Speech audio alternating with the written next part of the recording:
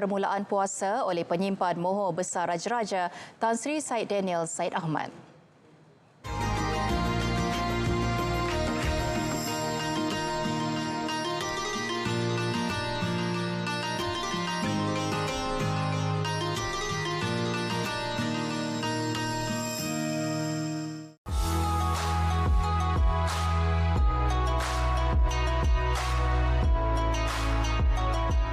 Bismillahirrahmanirrahim.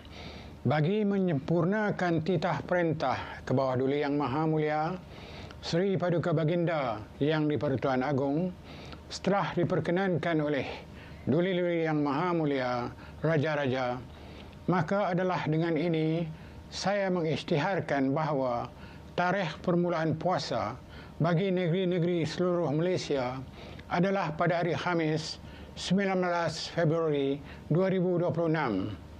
Sekian. Wassalamualaikum warahmatullahi